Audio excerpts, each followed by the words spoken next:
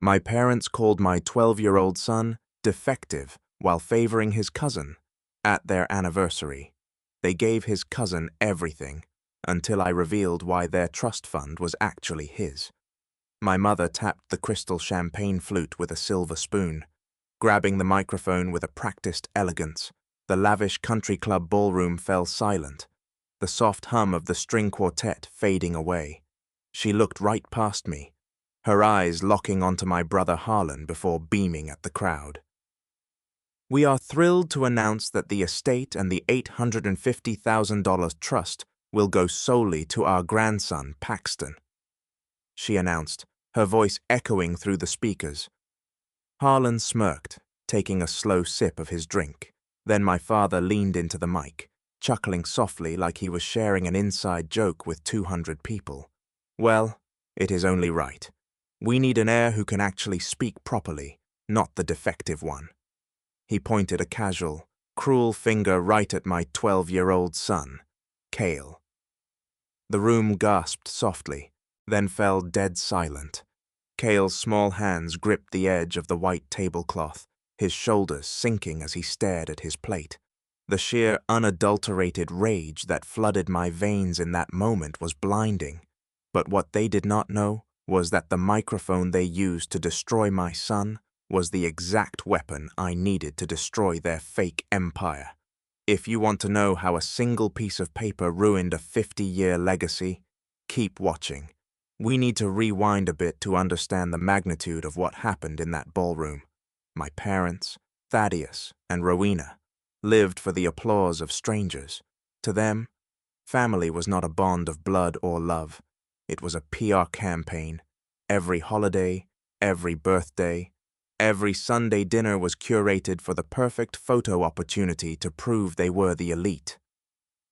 I, Declan, never fit into that picture.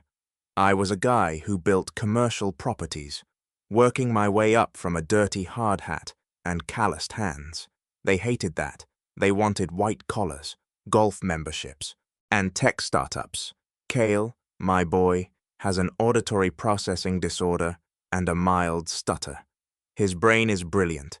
He can look at a scattered pile of architectural blueprints and instantly see the three-dimensional structure in his head. A gift I could only dream of having. But his brain just takes a few extra seconds to translate sound into meaning when you speak to him. There is a pause before he answers. In my parents' fast-paced, appearance-obsessed world, a pause was a flaw, a stutter was an embarrassment. Sitting there at table 4, pushed off to the side near the kitchen doors, I watched the people around us. Some looked away in discomfort, some offered pitying glances, but my brother Harlan, sitting at the head table with his perfectly tailored suit, and his spoiled son, Paxton, looked triumphant. Paxton actually laughed, a sharp, mean sound that cut through the silence. My dad was still holding the mic, smiling like he had just delivered a witty toast. He expected me to do what I had always done: shrink, swallow the anger, keep the peace for the sake of the family. I looked down at Cale. His knuckles were white. He was trying so hard not to cry, trying to process the words his grandfather had just blasted across the room. He whispered, "Dad, am I? Did he mean me?" My heart shattered, and then it turned into cold, hard steel. I placed my hand over his and squeezed gently. "No, buddy." He meant himself. He just does not know it yet. The clinking of glasses resumed. The conversation slowly picked back up. People eager to pretend they had not just witnessed the emotional execution of a child. My mother waved to the photographer, pulling Harlan and Paxton in for a tight, victorious hug. They looked like a magazine cover. The perfect family. The wealthy patriarchs passing the torch to the brilliant tech CEO son and the flawless grandson. It was a beautiful illusion, and I held the match that was going to burn it all down to the foundation. Have you ever realized the people supposed to love you the most are actually your biggest enemies? The realization changes you forever. To understand how we got to that country club, You have to look at the blueprint of our family. I was always the invisible one, the scapegoat. Growing up, Harlan was handed everything.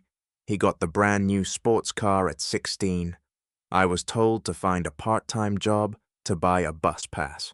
When Harlan failed his college classes, my parents paid a private tutor small fortunes to write his essays so he could secure his degree. When I wanted to go to a trade school to learn construction, my dad laughed in my face and told me I was choosing the life of a peasant. So, I paid my own way. I hauled bricks, mixed concrete, and learned every inch of the business. I built a highly profitable commercial construction company from the dirt up, but I learned early on to keep my wealth hidden. I drove a reliable truck. I wore denim. I lived in a comfortable, modest neighborhood. My parents looked at me and saw failure because I did not wear a Rolex. Harlan, on the other hand, was the chief operating officer of a flashy tech startup. He leased luxury cars, wore custom suits, and talked a big game about venture capital.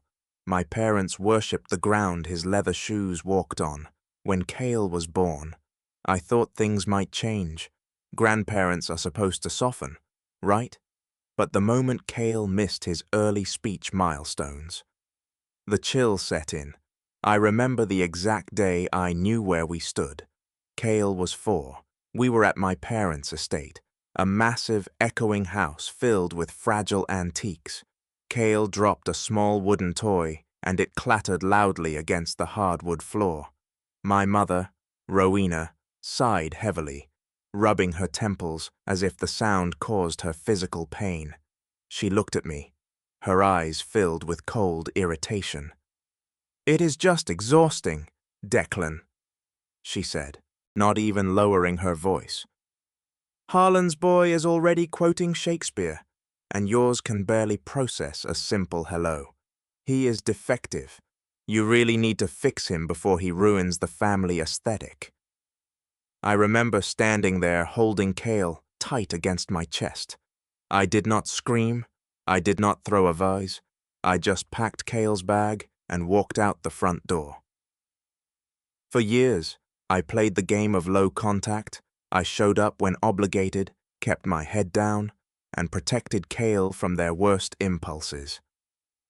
I took the jabs, the passive-aggressive comments, the blatant favoritism, every holiday. Paxton received the latest gaming consoles, expensive trips, and loud praise. Cale received socks and a pat on the head. I endured it because I thought that cutting them off entirely would rob Cale of a family. I thought I was being the mature one, but endurance is a dangerous habit. You get so used to carrying the weight that you forget you have the power to drop it. My construction mentor, an old contractor named Silas, used to tell me, "I built skyscrapers, kid. I know how to wait for the foundation to set. Do not rush the concrete. I treated my family like a bad pour of concrete. I just waited, hoping it would cure. I was wrong. The foundation was rotten from the start." Cale grew into a brilliant, kind, empathetic kid. He struggled with reading out loud, but he could take apart a broken lawnmower and rebuild it perfectly in an hour. He was observant. He noticed how Grandma Rowena wiped her cheek after she kissed him like she was brushing off dirt. He noticed how Grandpa Thaddeus never asked about his day. And the older Cale got, the more the word defective began to haunt his eyes. I watched my sons start to believe the lie they were feeding him. That is the true tragedy of toxic families. They do not just break your heart, they rewrite your reality. But I was about to rewrite theirs. The true turning point happened exactly 1 year before the anniversary disaster. It was a clear, crisp October morning. For months, I had been quietly funding and overseeing the construction of an inclusive playground in our local district. It was designed specifically for kids with sensory processing issues and physical disabilities. Quiet zones, tactile walls, wheelchair-accessible swings. I poured hundreds of thousands of dollars into it. funneling the money and the labor through a blind LLC I used for charitable projects. I did not want the praise. I just wanted Cale to have a place where he did not have to explain himself. The city organized a ribbon-cutting ceremony. Against my better judgment, I invited the family. I thought for once they could see something positive, something related to Cale's world. I should have known better. We arrived at the park, and my stomach dropped. Banners were plastered everywhere. The local news crew was setting up, and right in the center of it all was Harren, standing next to a massive sign that read, "Sponsored by Harlan Tech Innovations." I pulled Harren aside behind the newly built slide. "What is this?" I demanded. "My crew built this. My money funded it." Harren just adjusted his expensive silk tie and smirked. "Relax, Declan. The mayor is a friend of mine. He needed a recognizable corporate sponsor for the press release, not some nameless shell company. I am giving this little charity project some real visibility. You are welcome." He had literally bought the credit for my work, with a few phone calls to his political buddies, slapping his failing company's logo over a project meant for kids like Cale before I could tear the sign down. The ceremony started. The mayor called Harlan up to the podium. My parents were in the front row, clapping so hard I thought their hands would bleed. Then came the moment for the ribbon cutting. The mayor asked for some of the local children to come forward. Cale, who loved the tactile wall we had designed together, stepped up holding a small pair of plastic scissors. He was smiling, genuinely happy. My father, Thaddeus, stepped right into Cale's path. He put a heavy hand on Cale's shoulder and physically pushed him aside. "Not now." "Cale," he hissed softly, but loud enough for me to hear. "Let Paxton do it. This is for the cameras." He pulled Paxton forward, handing the golden scissors to Harlan's son. Cale stumbled backward, dropping his plastic scissors in the mulch. He looked at me, his eyes wide and full of confusion. I scooped him up immediately, carrying him away from the flashing cameras and the cheering crowd. Why did I not expose them right there? Why did I not march up to the microphone and tell the news crew that Harlan was a fraud? Because in the world of construction, you do not tear down a load-bearing wall until you have the support beams in place. What Harlan did not know, what my parents did not know, was that my main contracting firm had just secretly acquired the master maintenance and repair contract for the high-rise building where Harlan's startup leased its office space. I knew his business was bleeding money. I had seen the unpaid invoices. I knew he was 2 months behind on rent. They thought I was just the guy holding the hammer. They did not realize I owned the nails. But the real betrayal, the one that set the trap, was yet to come. The only person in our family who ever saw through the polished, venomous facade of Thaddeus and Rowena was my grandmother, Althea. She was my mother's mother, but they could not have been more different. Althea was sharp, wealthy from her late husband's steel business, and possessed a detector that was legendary. She lived in the west wing of the massive estate, largely keeping to herself, watching the circus from afar. Althea loved Cale. She never rushed him when he spoke. She would sit with him in the garden for hours, letting him build intricate towers out of river stones, praising his mind. She saw the way Thaddeus and Rowena treated us. She saw the sneers, the exclusions. 3 months after the playground incident, Grandma Althea passed away quietly in her sleep. The funeral was a theatrical production starring my parents. Rowena wore a black veil that belonged in a movie, dabbing her dry eyes for the cameras. Harlan gave a eulogy about how Althea had inspired his entrepreneurial spirit. It made me sick to my stomach. 2 days after they lowered her into the ground, I received a phone call from a man named Merrick. He was the senior partner at a prestigious downtown law firm handling Althea's estate. He asked to meet me privately. No parents, no Harlan, just me. I sat in his mahogany-paneled office, the city skyline stretching out behind him. Merrick slid a thick leather-bound folder across the desk. "Your grandmother was a very observant woman. Declan," he said, his voice calm and precise. "She knew exactly what your parents were doing to you, and more importantly, to Cale." I opened the folder. It was a trust document, but not a standard one. AITA had not left the $850,000 or the estate deed directly to my parents, as they assumed. She had placed it in a conditional trust. They were merely the trustees, allowed to live in the house and use the interest, but they did not own it. Merrick leaned forward, tapping a specific clause highlighted in the paperwork, the disinheritance trigger. "Your grandmother wanted to ensure that her wealth was never used as a weapon against her favorite great-grandson. This clause is ironclad. If Thaddeus or Rowena ever engage in public discrimination, defamation, or attempt to disinherit either of the grandchildren explicitly via written document, audio recording, or public declaration, they instantly forfeit all rights to the trust." I stared at the paper, my heart pounding against my ribs. "What does that mean?" I asked, my voice barely above a whisper. "It means," Merrick said, a small, dangerous smile touching his lips, "if they ever try to publicly humiliate Cale or cut him out of the family legacy on the record, the trust dissolves their position immediately. The estate and the funds bypass them entirely and are divided directly to the victims of their behavior. In this case, Cale." I felt a chill run down my spine. Althea had reached beyond the grave to hand me a loaded gun, but Merrick gave me a strict warning. "You cannot bait them, Declan. You cannot trick them into saying it. They have to do it of their own free will, arrogantly, and on the record. Until then, you say nothing. Have you ever had a family member try to rewrite a will behind someone's back? Let me know in the comments, because what my parents tried to do next is illegal in about 50 states. Make sure to hit subscribe if you are enjoying the justice so far." The trap was set by Aaliyah, but I needed to wait for my parents to step into it. I did not have to wait long.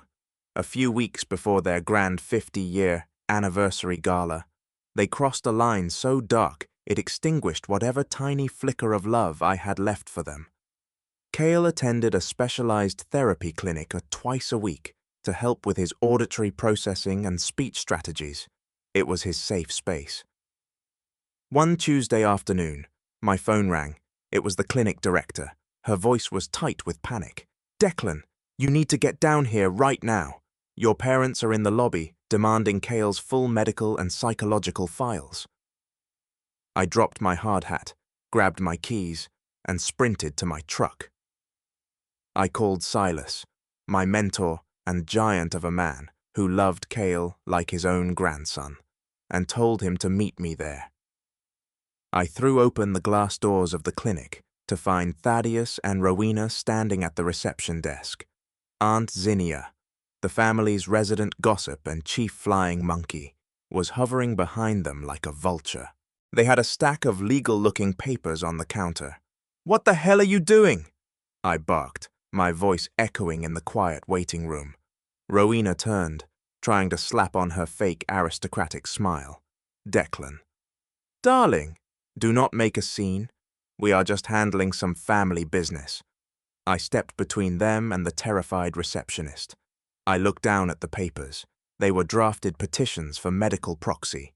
They were trying to gather Cale's therapy notes, his diagnostic paperwork, everything. "Why?"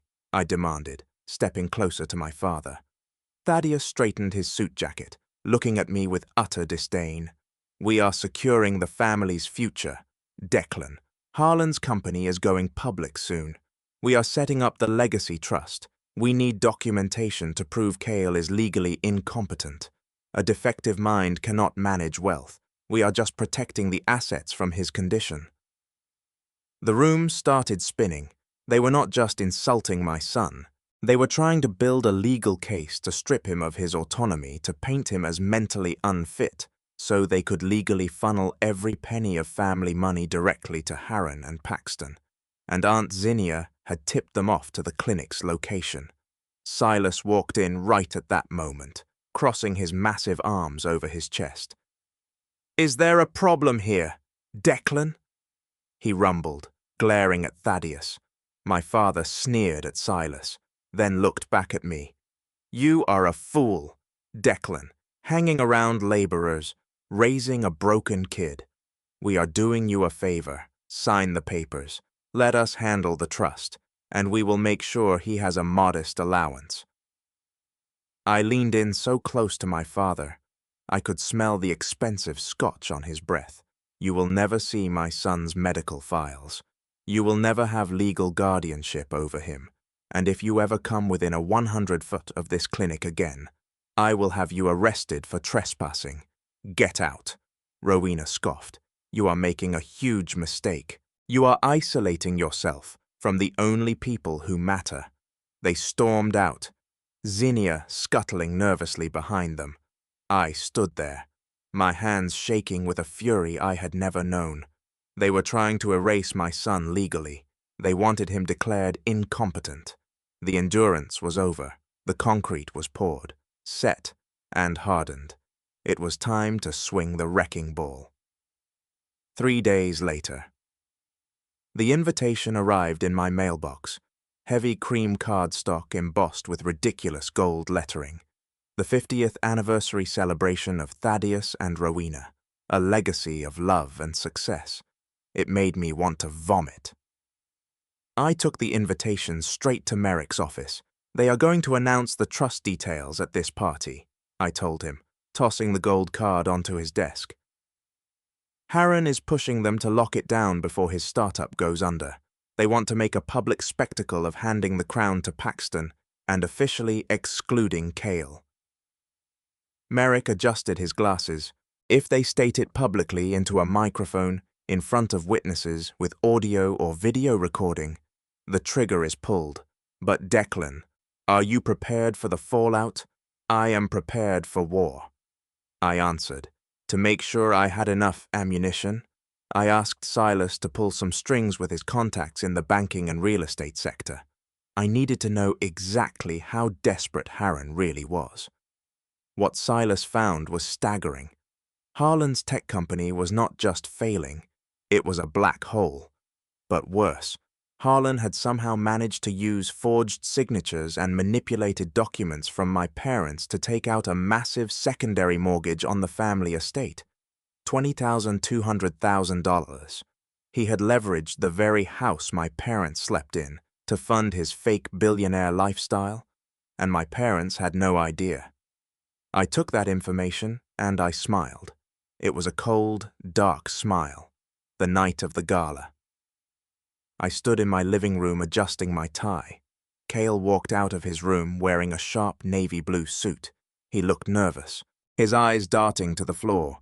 "Dad, do we have to go?" "Grandma always looks at me weird." I knelt down, so I was eye level with my 12-year-old son. I put my hands on his shoulders. "Cale, listen to me very carefully. Tonight, you are going to see some people act very poorly. They might say things that are mean, but I need you to know that none of it is true, and none of it is your fault." He blinked, processing the words, then nodded slowly. "Okay, Dad, tonight, Cale, you do not look down," I told him, my voice firm, but filled with all the love I had in my soul. "When they look at you, you look them right in the eye because you are smarter, stronger, and better than all of them combined. And tonight, the whole world is going to find out." We walked out to the truck. I had Merrick's leather folder tucked safely in my briefcase. I had the financial documents regarding Harlan's fraudulent mortgage sealed in an envelope. We walked into that country club ballroom, not as the scapegoat and the defective grandson. We walked in as the executioners of their fake empire. And the moment my dad tapped that microphone, he signed his own eviction notice. The ballroom of the country club was bathed in the warm golden glow of crystal chandeliers. Everywhere I looked, There were towering floral arrangements of white roses and orchids, paid for by a family legacy that was built on a foundation of lies. The air smelled of expensive perfume, roasted prime rib, and the kind of arrogance that only comes from generations of unchecked privilege. We were seated at table 4, far enough from the center of attention to be an afterthought, but close enough to serve as the required props for my parents' 50-year anniversary photographs. Cale sat beside me, his small frame looking even smaller in his oversized navy suit. He was playing quietly with the edge of his napkin, his eyes darting around the room, trying to make sense of the overwhelming noise. Up at the head table, my father Thaddeus tapped the side of his champagne flute, the sharp, clear ringing cut through the chatter of 200 guests. The string quartet in the corner immediately stopped playing. A hired videographer circled the head table like a shark, a massive camera hoisted on his shoulder, capturing every manufactured smile. My mother, Rowena, stood up and smoothed down her heavily beaded designer gown. She took the wireless microphone from the event coordinator and beamed at the crowd. Her smile was practiced, flawless, and utterly devoid of genuine warmth. Thank you all for being here tonight to celebrate 50 years of love, success, and above all, family, my mother began, her voice echoing through the massive speakers. She paused, letting the applause wash over her. She drank it in like oxygen. As we look back on the legacy we have built, we also look forward to the future, and tonight, we want to make a very special announcement regarding the continuation of that legacy. She turned and handed the microphone to my father. Thaddeus puffed out his chest, looking out over the sea of business partners, local politicians, and distant relatives. He did not even glance in my direction. We have always believed that wealth and responsibility must be placed in capable hands. My father boomed into the mic. That is why we are officially announcing that our grand estate, along with the family trust fund of $850,000, will be passing entirely to our grandson Paxton. The room erupted into polite applause. Up at the head table, my brother Harren leaned back in his chair, crossed his legs, and shot a look straight at me. He did not just smile. He smirked. It was a slow, venomous smirk that conveyed years of entitlement and deep-seated insecurity.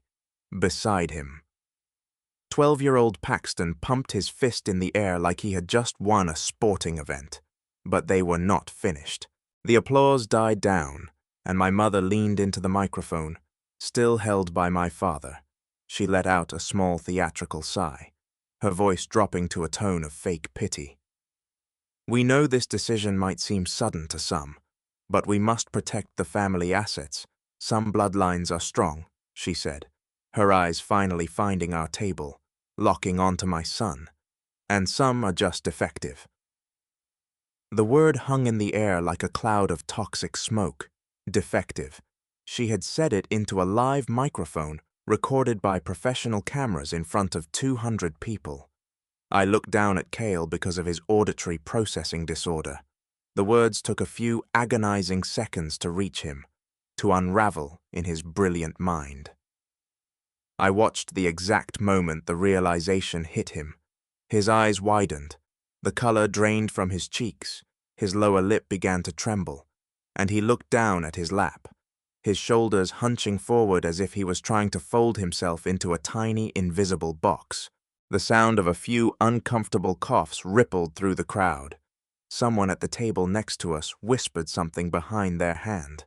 They thought I would break. They thought I would grab my son and run out of the side door in tears, cementing my role as the weak, failed son. They thought the microphone gave them invincibility. They had no idea that Grandma Althea had loaded a gun, handed it to me, and they had just willingly pulled the trigger themselves. I did not cry. I did not yell. I did not flip the table or cause a physical scene. I just took a deep, steadying breath, feeling the cool air fill my lungs. The anger inside me had burned so hot that it had turned into something entirely different, turned into absolute ice-cold clarity.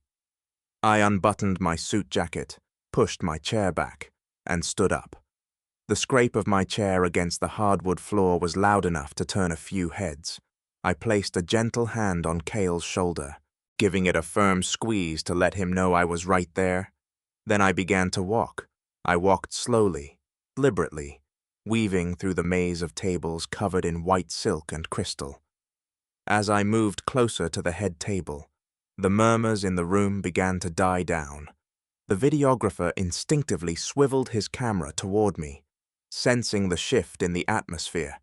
My father's arrogant smile faltered slightly as I approached. He lowered the microphone, leaning forward. "Declan." "Sit down," he hissed, his voice low and threatening. "Do not embarrass yourself." My mother's eyes widened, her manicured hand flying to her chest. "Sweetheart, the bar is open." "Why do not you go get a drink?" she offered, her voice tight with panic. I ignored them both. I stopped right in front of the head table, the physical distance between us feeling like a massive canyon. I reached inside my breast pocket and pulled out the thick, leather-bound folder that Merrick the lawyer had given me. I held it up for a moment, letting the heavy, expensive material catch the light. I did not need a microphone to make my voice carry. Years of shouting over heavy machinery on construction sites had given me a voice that could cut through concrete. "My son is not defective," I said, my voice echoing off the high ceilings. The room went so quiet you could hear the ice melting in the water glasses. "He is brilliant, he is kind, and as of 30 seconds ago, he is the new owner of your estate." My father let out a harsh, barking laugh, though his eyes looked frantic. "Have you lost your mind? You have no money." "Declan, you build strip malls. Get out of here before I call security." I slowly opened the leather folder and pulled out the heavy parchment paper stamped with the official seal of the state. "I am holding the legal documentation for Grandma Althea's conditional trust," I announced, projecting my voice so the guests in the very back row could hear every single syllable. "The trust that owns the house you live in. The trust that holds the $850,000 you just tried to give away." My mother's face went the color of spoiled milk. Thaddeus grabbed the edge of the table, his knuckles turning white. "That is our trust," he growled. "AITA left it to us." "No, she did not," I corrected him, keeping my tone deadly calm and steady. "She made you trustees, and she included an ironclad disinheritance trigger, a clause stating that if you ever publicly discriminated against, defamed, or attempted to disinherit either of her great-grandchildren on the record, you would immediately forfeit all rights to the trust." I gestured toward the videographer, who was still recording every second of this disaster. "You just used a microphone and a camera crew to call my son defective and announce his disinheritance. You pulled the trigger. Under the terms of this legal document, your position as trustees is dissolved, as of right now. The $850,000 and the deed to the estate bypass you entirely.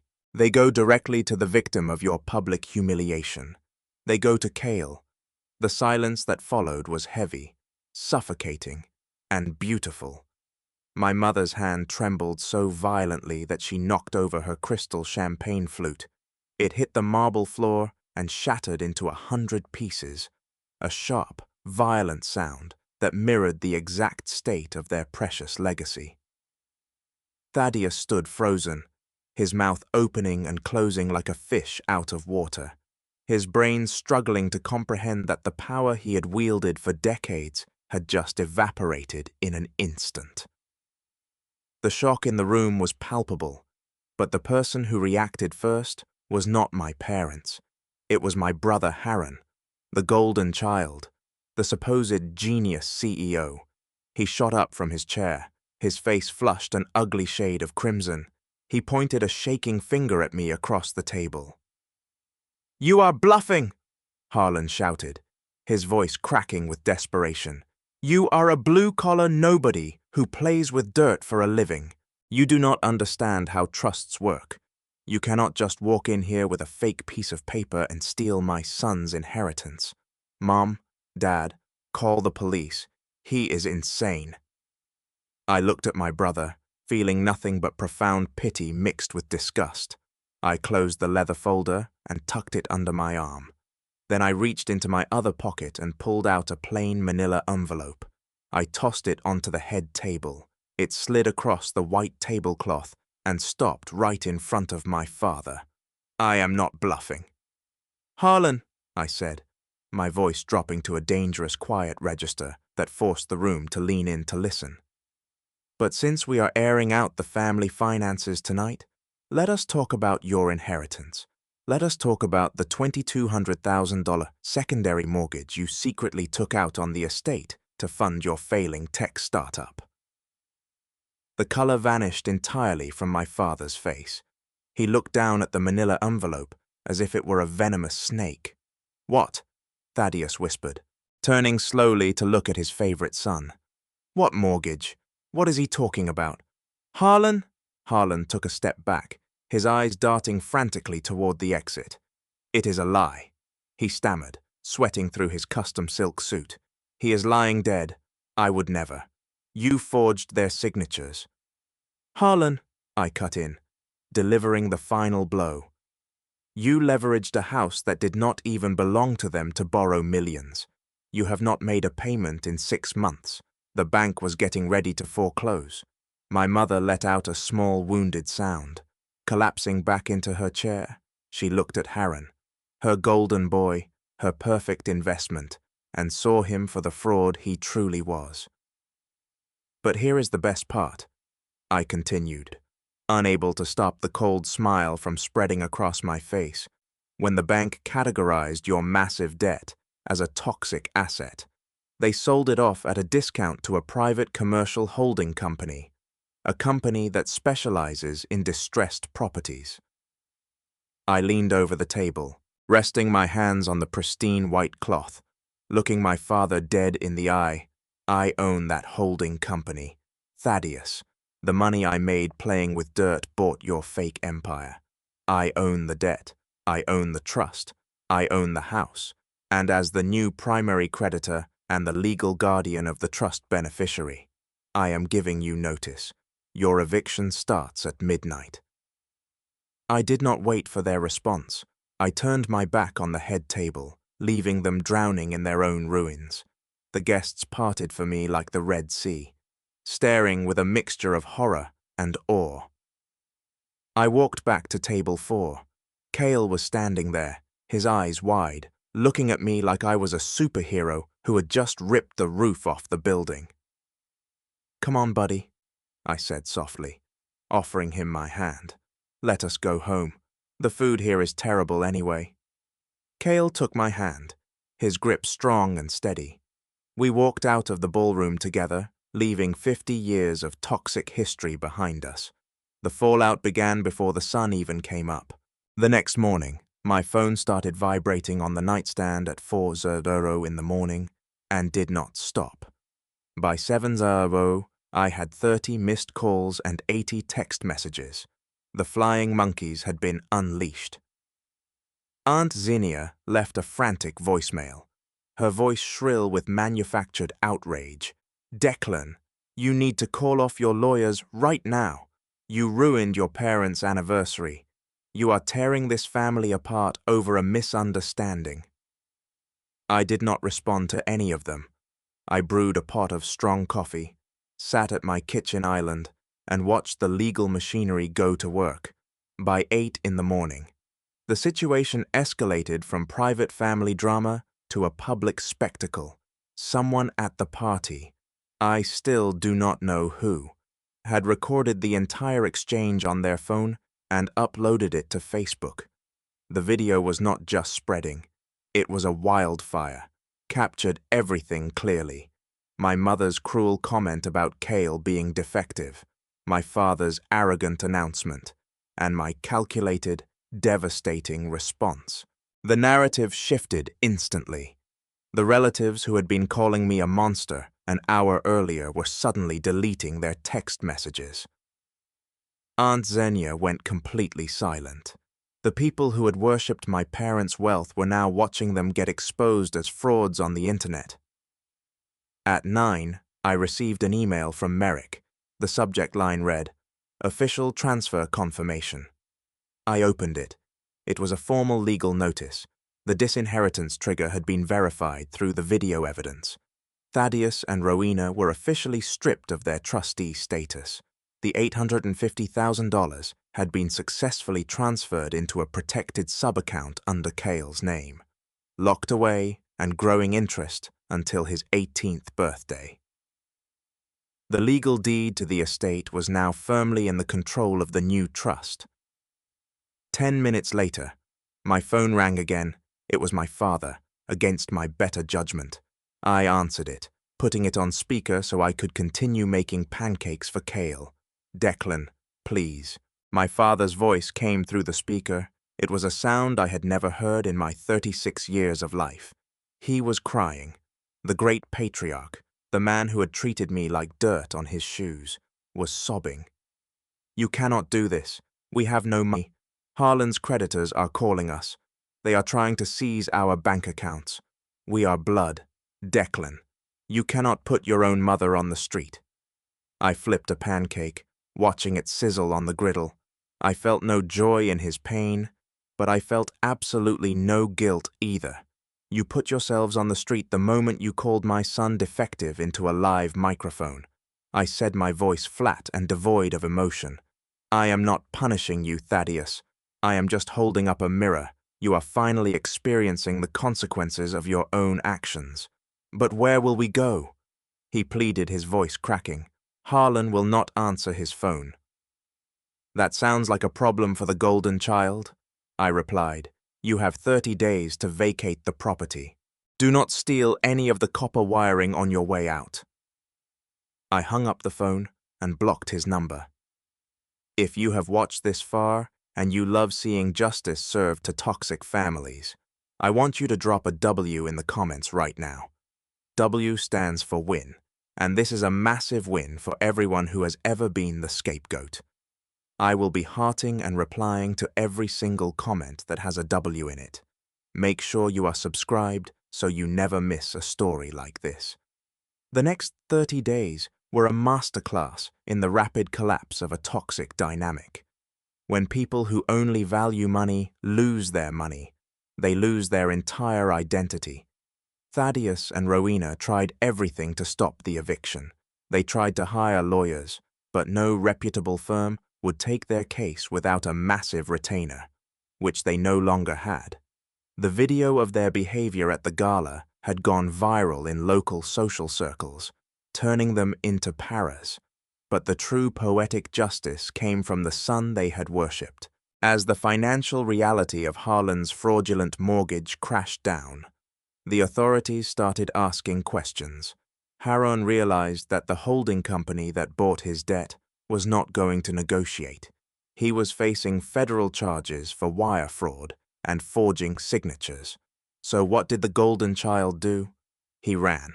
2 weeks before my parents' eviction date, Harlan drained whatever liquid cash he had left in his failing startup, packed a bag, and fled the country. He abandoned his company, his debts, and worst of all, he abandoned the parents who had ruined their lives to protect him.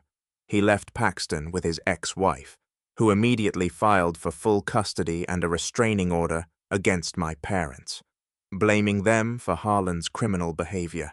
On the 30th day, I parked my truck across the street from the massive iron gates of the estate. I sat in the driver's seat, sipping a lukewarm coffee, and watched the final act of their tragic play. There were no moving trucks hired by luxury logistics companies, just a rusted rental van. Thaddeus, looking 10 years older and completely broken, was carrying cardboard boxes out the front door. Rowena was trailing behind him, wearing sweatpants, her hair unkempt. weeping as she loaded a few cheap lamps into the back of the van. They had lost the estate. They had lost the $850,000. They had lost their country club memberships, their friends, and their favorite son. They were moving into a cramped two-bedroom apartment on the gritty side of town. There was no grand dining room, there was no stage, there were no microphones, and there was no audience left to applaud them. They were finally forced to sit in a tiny room and look at each other, with nothing left but the bitter reality of who they truly were. I rolled down my window, letting the cool breeze hit my face. I watched them drive away, the van sputtering down the street. I put the truck in drive and headed home to my son. Years have passed since the night of the anniversary gala. The dust has settled, and the silence from that side of the family has been the greatest gift I could ever ask for. Cale is now 15 years old, and he has grown into an incredible young man. His auditory processing disorder is still a part of him, but it does not define him, and it certainly does not hold him back. With the financial security of the trust fund locked safely away for his future, I was able to invest more time into his passions. It turns out that brain that takes a few extra seconds to process spoken words is a genius at processing computer languages. Cale taught himself how to write complex code. He designs architectural software programs that map out structural stress points. Combining my world of construction with his brilliant digital mind, he is thriving, confident, and deeply loved. As for the estate, I did not sell it, and I certainly did not move into it. Walking those halls would have felt like living inside a ghost story. Instead, I used my construction company to gut the interior. We tore down the walls of the grand ballroom where Cale was humiliated. We ripped up the marble floors. We repurposed the entire property and turned it into a state-of-the-art support and therapy center for children with auditory and speech disorders. Where my parents once hosted fake pretentious parties, there are now specialized educators, speech therapists, and safe, quiet spaces for kids to learn at their own pace. I learned a very profound lesson through all of this. Real power does not come from a microphone, a tailored suit, or a trust fund. Real power comes from knowing who you are, doing the hard work in the shadows, and having the courage to protect the people you love when the time comes. My parents built their entire lives on a rotten foundation of appearances. It only took one push to bring the whole structure crashing down. The last time I heard anything about Thaddeus and Rowena was through a photo and Zinnia posted online a few months ago. It was a picture of them sitting in their small apartment. They looked incredibly old, tired, and profoundly lonely. They have no contact with Harren, who is still hiding overseas. They have no contact with Paxton, and they will never ever have access to Cale or me again. I look at the life Cale and I have built, and I feel nothing but peace. But I want to throw this out to you all. There are people in my extended family who still whisper that I went too far. They say that leaving my elderly parents in a cheap apartment with nothing is a cruel way to treat blood relatives, regardless of what they said on that microphone. They argue that family is family, and I should have shown them mercy. So, Reddit, did I go too far by taking everything they had? Or did they get exactly what they deserved for trying to publicly erase a 12-year-old kid? Let me know your verdict down in the comments. Thank you so much for watching. If you haven't already, please hit that subscribe button, give this video a like, and turn on notifications for more stories where the villains write their own tragic endings. See you next time.